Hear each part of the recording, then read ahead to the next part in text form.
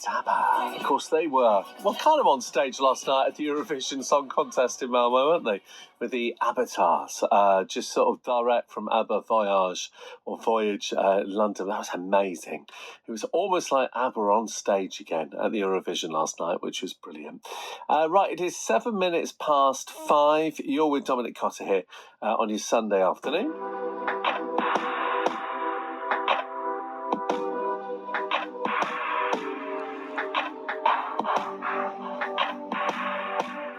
Music on the way from the Human League. And you were from Hosier as well, called Two Sweets.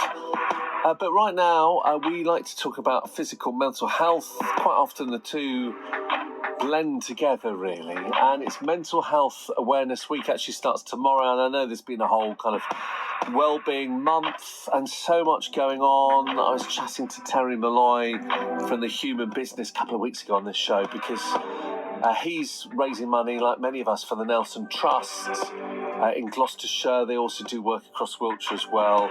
Lots of people are walking 1K a day in May, including myself. And actually, Terry Malloy, together with quite a few people, managed a very special milestone the Friday that has just gone as well. Some people running 31K in one day as well. So well done.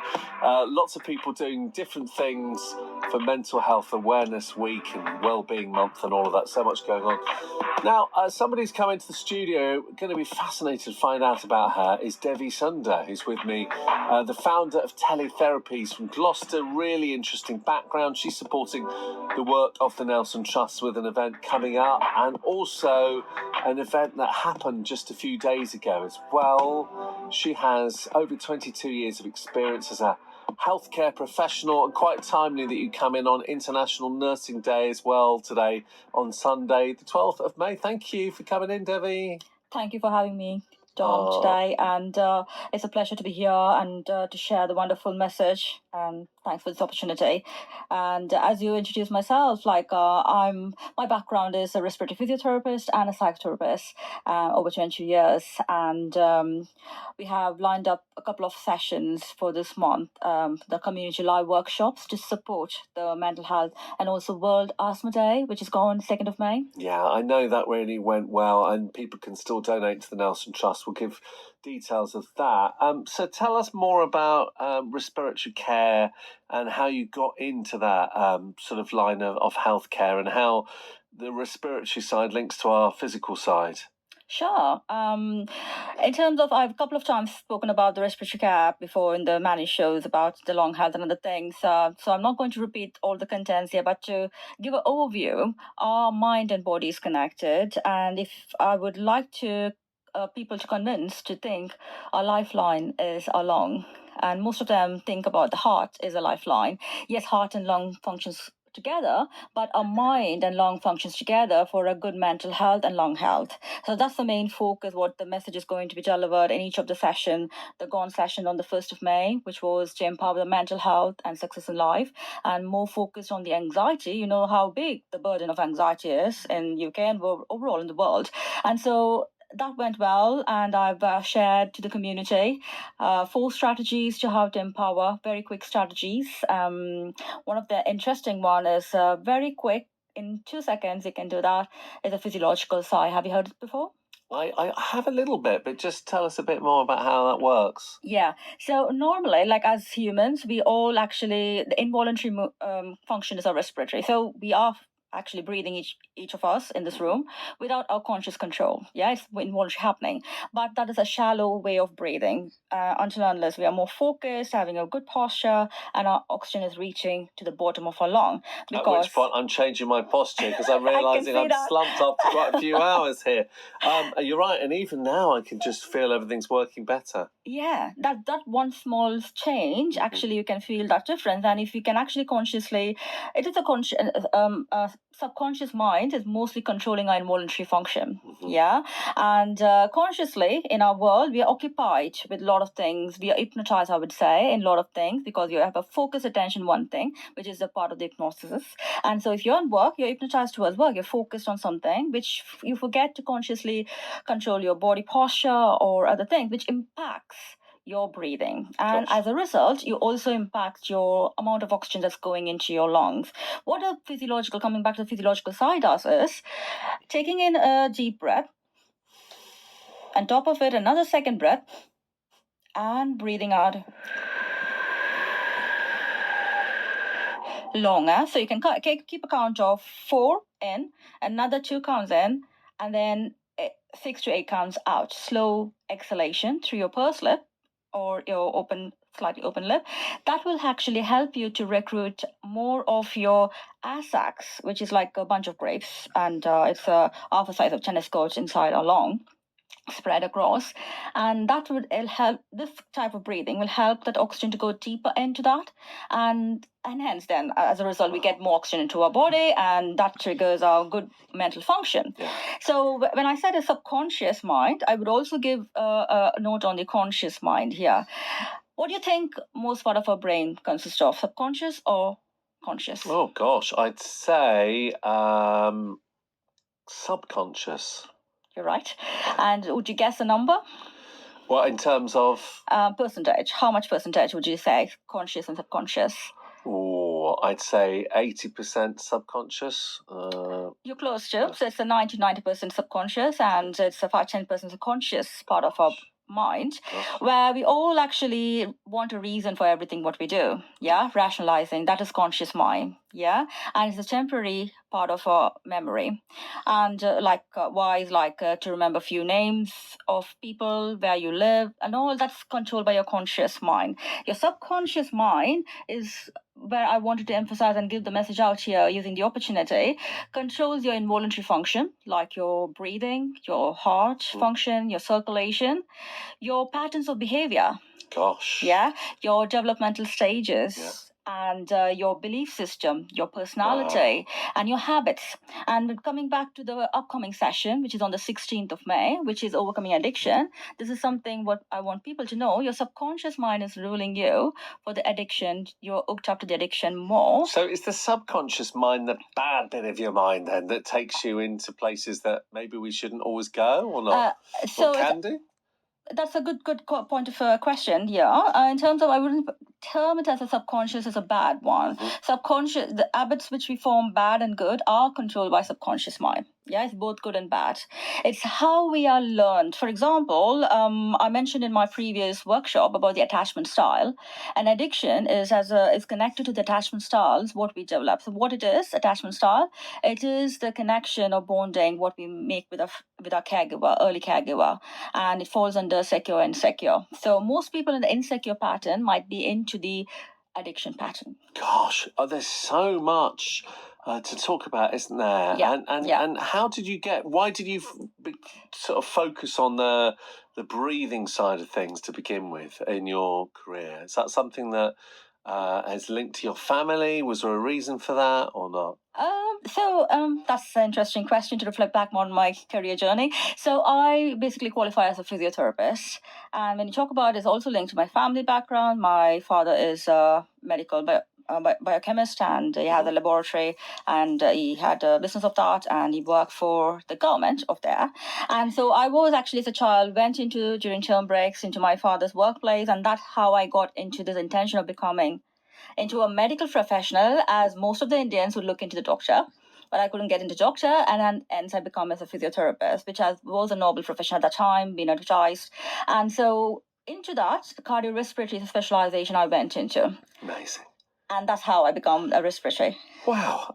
We're going to talk some more in a minute as well. Most of your sessions, I believe, are online, aren't they? It is right? Online, yeah. So the Tele-Therapies is an online platform which provides holistic care to people with respiratory conditions or mental health challenges or occupational well-being issues. So we offer that online consultation therapy services. And also we do an in-person workshops and seminars and talks to organization or small businesses to help them with their mental health and other things. What we differ from the other mental health providers as a training is we also offer this connection of the lung and mind, people, so that they can recognize that oxygen is vital for their mind to function efficiently. Wow. You can find out more. We'll talk some more in a minute as well. Tele-Therapies. .org as well if you want to find out more. And the session we'll focus on in just a minute. It's happening on the 16th, isn't it? 16th of May. Which is this Thursday, I believe. Thursday. It's all happening. And what's it called again?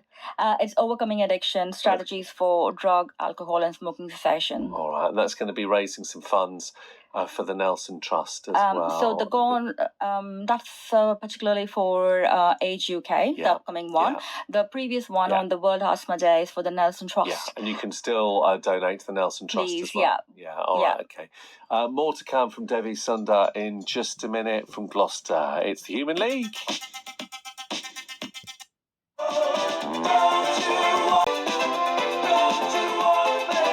The Human League on your Sunday afternoon with Dominic Cotter. Really lovely to have you tuning in this afternoon as well. New one from Hosier to play shortly called Too Sweet. My guest this hour, talking about Mental Health Awareness Week, which starts actually tomorrow. But actually, there's been so much going on this month. I've got some sessions actually over the next few days, and it says it's Wellbeing Month as well. The point is, I think we're also aware of physical mental health now, and so many more therapies that are available. And Devi Sundar is with me, the founder of Tele-Therapies, based in Gloucestershire. They offer holistic wellness services focusing on lung and mental health. They had a recent session at the beginning of May, and that was raising some money going towards the Nelson Trust, which is a charity in Gloucestershire and Wiltshire that helps people living with addictions. And there's another session coming up in the next few days as well. For you, Devi, we were talking about your training as a physiotherapist, and for many people, they would think, well, they hear about, shortages of physiotherapists in the news and the like, and the amazing work that they do, but they often would think of a physiotherapist as a very sort of specific role, helping people to move more easily, working in a hospital setting. But you took a completely different sort of road, didn't you? Which is really interesting. Yeah, and one thing would be my fantasy around using the stethoscope and listening to hearts. When I was with my dad in my young ages to the hospital, and then I did my thesis in my undergraduate on the coronary bypass surgery, which it's actually more I was getting passionate about the field. I want to serve the community with those kind of population. And then I also qualified followingly as a master's in counseling and psychotherapy in Mumbai, where it is all more focused in the behavior change, where we wanted to focus on, yes, you're as a physiotherapist, more so, as you said, when people, community hears or the group of people outside, oh, you're dealing with exercise, you're dealing with massage. That's the more trade name for physiotherapist, out there.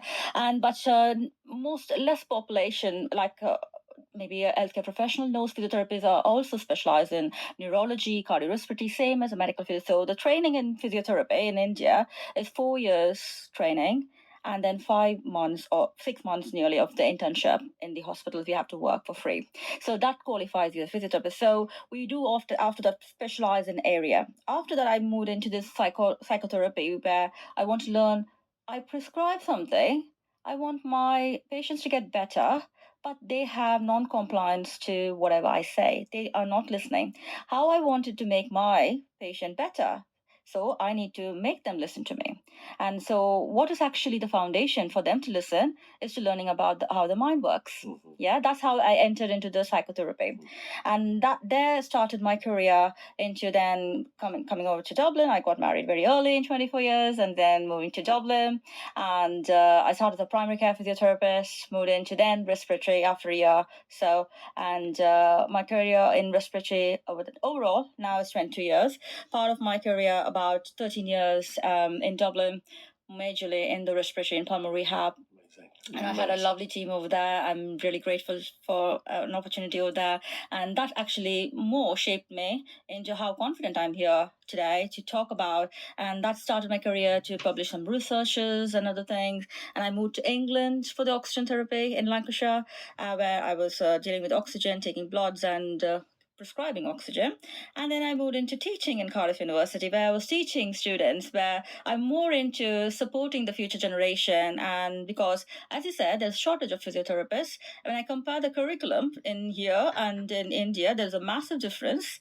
And there's less people, as you say, interested in cardiorespiratory. And there's, if you can see in England and the overall UK, the major burden, third highest cause for death is chronic respiratory disease, and but we have less cardiorespiratory physiotherapists, and also the mental health challenges has been not looked into in people with chronic respiratory disease. So there where we come in, and that's the main key focus of this community live workshop, delivering people the message. The upcoming one, which is the overcoming addiction, and the following one, which we're also raising fund for, the caring for community and people, CCP, which is a domestic violence, is all linked with this addictive behavior. And when you talk about addiction, obviously a lot of people listening will think about drink or drugs, but actually addiction is so wide now, isn't it? Very wide, you're true. What about addiction to social media and technology?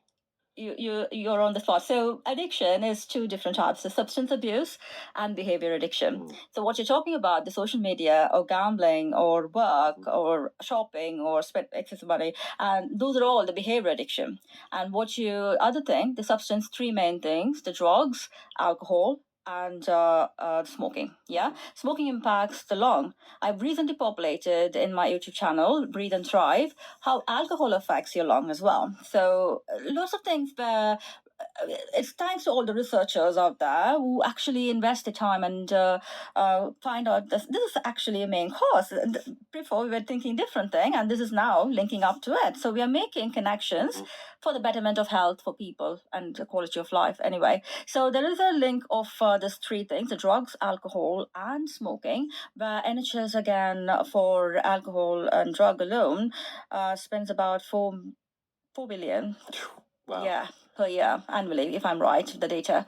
Yeah, and 15 billion been allocated for addiction overall, but 4 billion alone for this, which is a massive burden on the NHS. And again, talking back in politics, I'm not good at that anyway. But the tax what we are paying is not used appropriately because people need to attend the basic. Where is the addiction coming from? How are the mental health challenges can be overcome? And when I spoke about this conscious and subconscious mind, and there where we have to deal with, because a lot of the neuroscience researchers are now focusing on how the conscious mind can be working better. But I would say it needs to be considered in a different way. We need to actually focus on how our subconscious mind is working better. Wow, it's a huge subject, and people can, find out more. Tell them about the session happening on Thursday. That's online, is it? It is online, and they can actually register. It's a free complimentary 60 minutes workshop, live workshop. And what time is that? It's 11:30 a.m. British Summer Time in the morning. It is coming Thursday on 16. And the signing up link is in my website, tele-therapies.org, under the events and workshop page. And also we have a Facebook Wellness on Air page, and we are populated information over there. So I welcome more of signing up, and also to support the fundraising for the Age UK, and also the coming up to domestic violence on the 24th of May, which we are fundraising for the CCP as well. That would be great if people can show that kindness to our workshops. So basically just support these workshops, and you're going to benefit charities in our area, including the Nelson Trust, and as you say, CCP and Age UK, was it? Age UK, Anxiety UK, Nelson Trust, and CCPs. Wow. Yeah, so we actually believe that by doing this, we are actually giving some positive impact to the community, and also helping them to know that there is a connection between our lung and our mind. And if I have time to talk about the brain activity, can I? Yeah. So when I earlier spoken about like a conscious mind, which is I asked you the percentage, roughly about 10%, and 90% subconscious mind. Again, we don't have a definite numbers for that, how much percentage, so the research is working on that, but the majority of it is subconscious. So the conscious mind is the rational mind, the analytical mind, and the willpower. And for example, how many times you're made a kind of a 1st of January, I'm going to take this out, I'm going to quit my smoking, and then you don't actually follow it, because willpower is a short term, it's a short burst of energy, and it is temporary. So the temporary mind is ruled by the conscious part of the mind. And the subconscious mind, which I spoke about, it's all about the habits and the involuntary functions and other things, where this brain activity, when you talk about our whole brain, which composes this conscious and subconscious mind together, we have about 4 billion neural activity hitting our mind every second. And the conscious mind only can process 2,000 bytes of it. Wow. Yeah. And that's a fraction of 0.0005%. Yeah. And that's very little that can process. And that's why it's temporary and it's not long lasting. And but still, the conscious, we can also control the breathing and everything. And subconscious mind processes the rest of that. Majority of the rest of that, not all of that, majority of the rest of that. So our brain can be activity measured in brain waves. Yeah, you remember I heard about EEG, electroencephalography, and our brain waves are different types. The beta wave, which is now the active awake, and you're listening to me, I'm talking, I'm conscious, that is beta wave. It is. And the alpha wave is a mindfulness state, the relaxed state, where people advising mindfulness, and that is a stage where we actually go into a trance hypnotic state as well.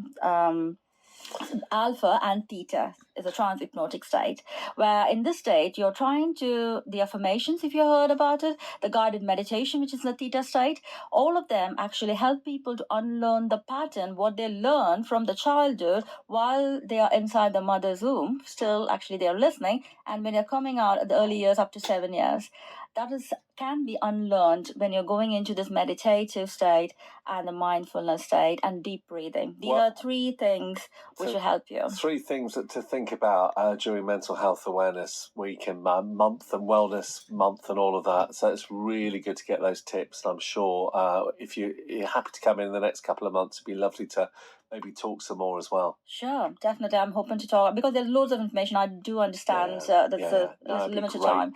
All right, look, thank you so much indeed. Devi Sundar with me, founder at Tele-Therapies from Gloucester. If you want to find out more about that free session on Thursday, it's tele-therapies.org. And we will see you soon. Sure. And have a happy Mental Health Awareness Week coming up as well. And thank you for giving some suggestions to our listeners today. Thank you, Dom. Thank you for listening and this opportunity to let my message out there. Brilliant. This is the new one from Hosier.